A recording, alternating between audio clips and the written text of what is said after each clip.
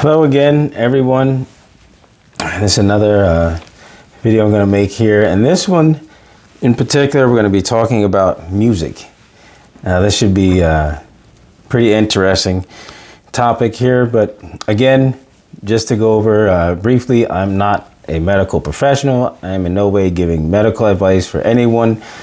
But I just want to share some views and some of the research that I've done regarding music, how it can affect our lives, how it can change our mood. Can music help with depression? There's a lot of questions that people have that maybe you have thought of. I know I've thought of myself. Can music help us to focus better? What's the correct volume we should listen to music? Can music change our heart rate? Is there such thing as bad music or good music? So let's go over those couple of things right now. To start out, I'd like to read a quote to you from William Congreve. He's an English playwright and a poet. This was written over like 300 years ago. And he said, "Music alone with sudden charms can bind the wandering sense and calm the troubled mind." Isn't that interesting? Does that sound nice? So music has power. How can we illustrate the power of music? There's an article that was written in Psychology Today in November 2022, and it's entitled "How Listening to Music Affects Mood." It was written by Shamran Heshmet. First one it talks about was coping with stress. How can music help us to cope with stress?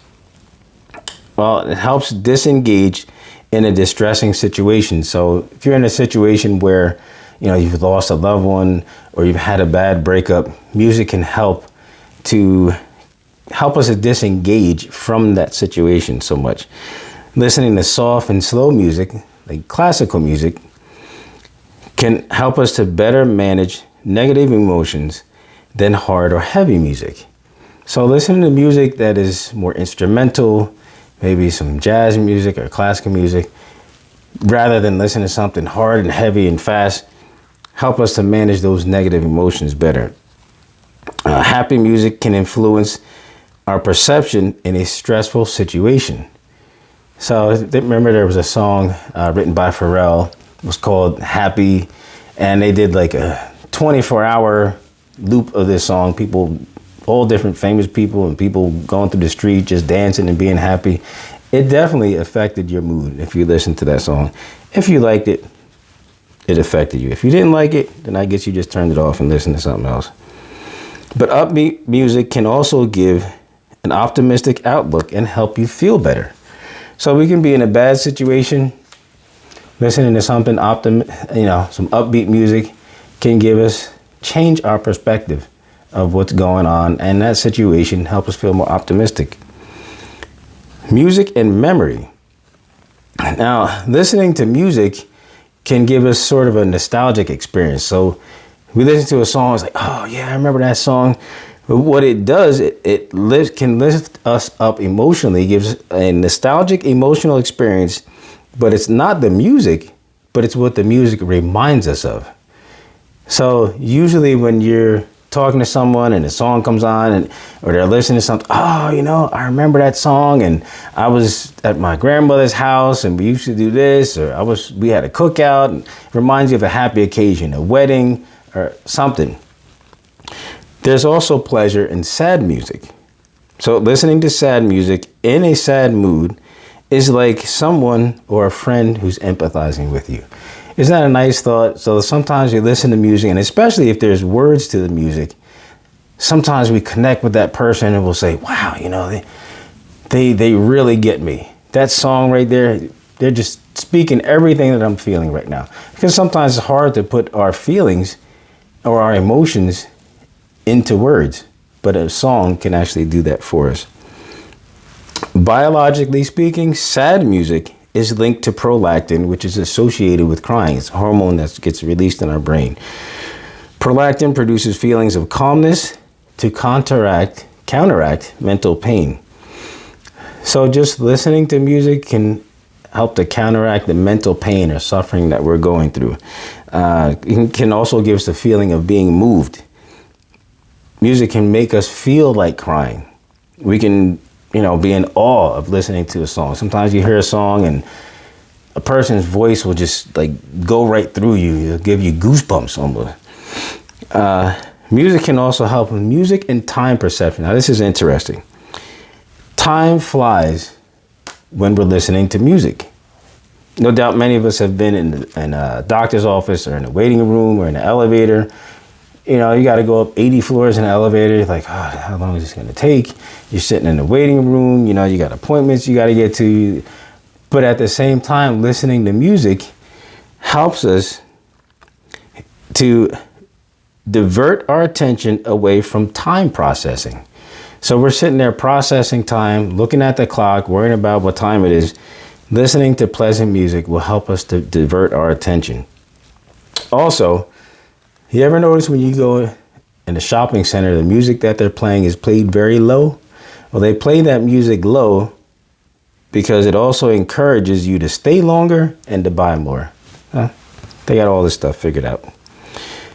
Music can open boundaries and help us to see others differently. Now, this is a personal experience that I've had back in like the mid 80s. There was a kid I sat next to in high school, and he sat there. He was dressed with all his, heavy metal, leather and denim and all this stuff, and concert T-shirts and stuff I had no interest in. And I was dressed with, pinstripe Lees and suede Pumas. I was more into hip hop and R&B music. He was into rock and heavy metal. Run DMC and Aerosmith got together and did a song. It broke boundaries. And it's my personal opinion, my belief, that one particular song actually helped this kid and I to view each other differently. We didn't become best friends, but we didn't hate each other anymore. So I think it was a good thing. We also judge people on the music that they listen to. Sometimes you look at how somebody's dressed or the music they listen to, you say, that person is this. Doesn't really mean that that's how they are, but look at how the perception of the music that people listen to, how it makes us think, and how people dress will also have an effect on the music that they listen to. Can anyone really say that music is good or bad? We listen to a certain type of music. We listen to something that somebody turns on. I don't like that. That's horrible. That person can't sing. They have no talent. You hear it all the time. There's a saying that beauty is in the eye of the beholder. Well, also, music is in the ear of the listener. Now, to illustrate, someone can show you a picture. Oh, my girlfriend, she's so beautiful. Let me show you this picture. You look at it, you're like, oh, man, if I had to deal with that thing, if I saw that in the dark, I'd shoot and run back to the car. But to that person, that's beautiful. It's kind of the same with music. The only difference with beauty, true beauty really doesn't fade.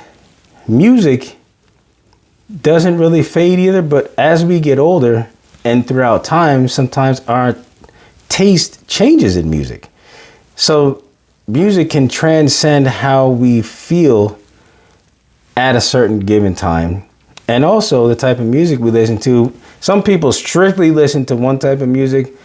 If you're more eclectic, like myself, I like all types of music.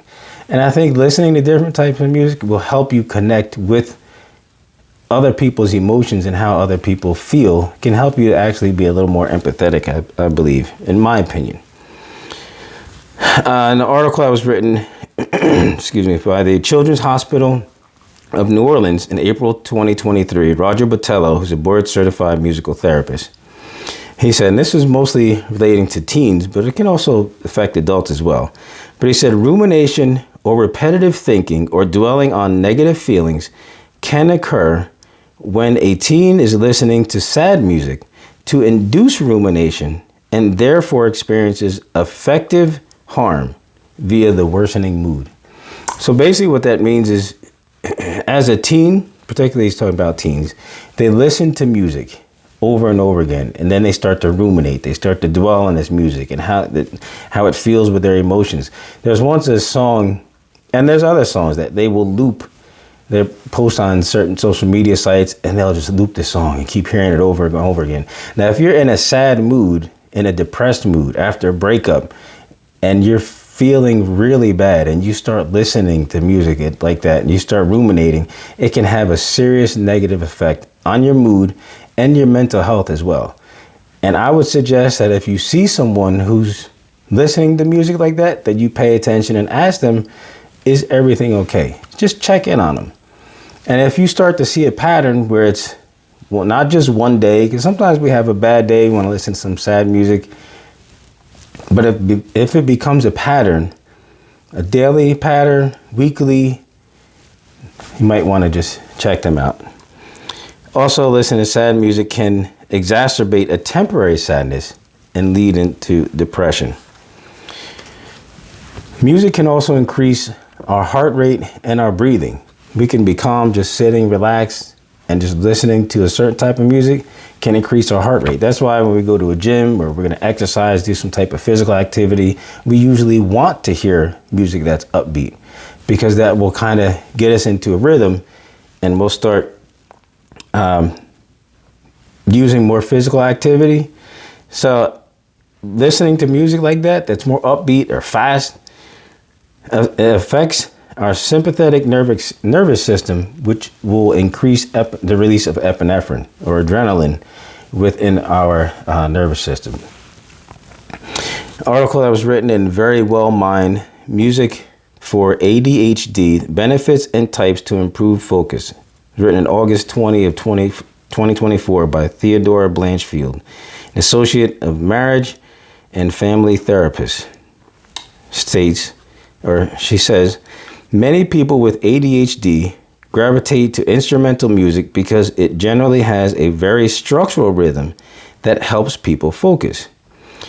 And it's also interesting that she notes the part of the brain that feels reward from music, which is the nuclear accumbens, is the same one that the psychostimulant ADHD medications work on.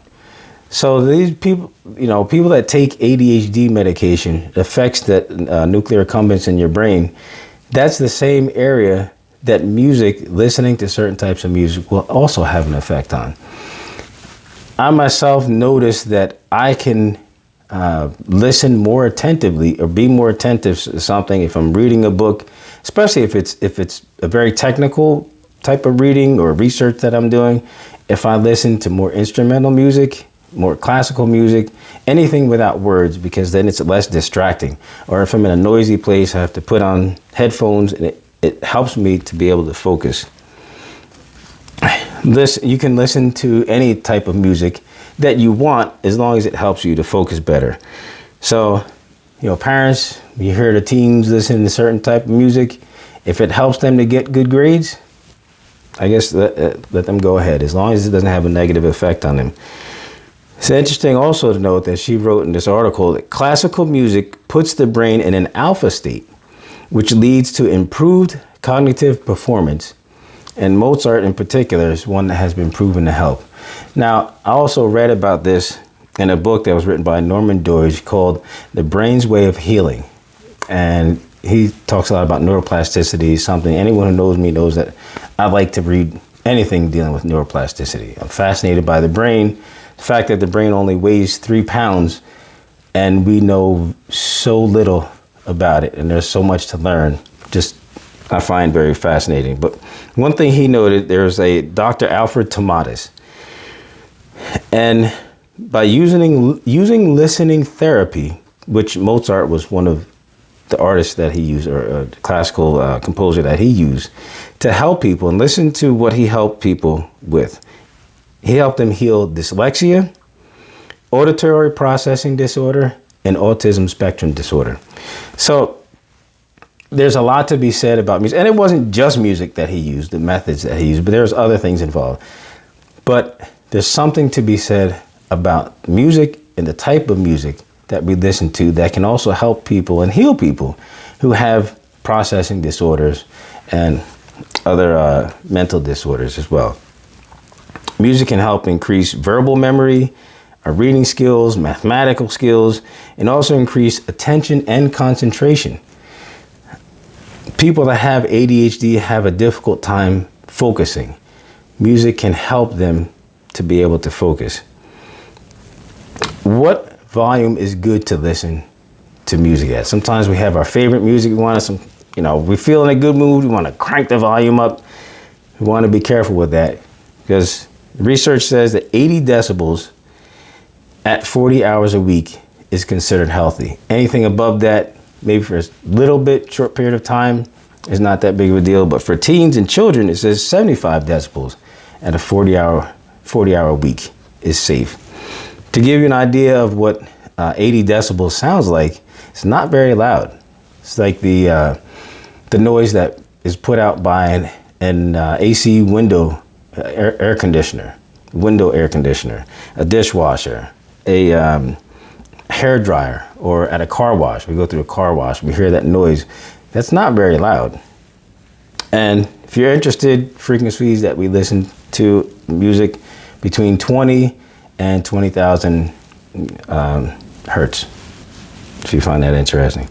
But one thing to note is music inadvertently can affect intelligence.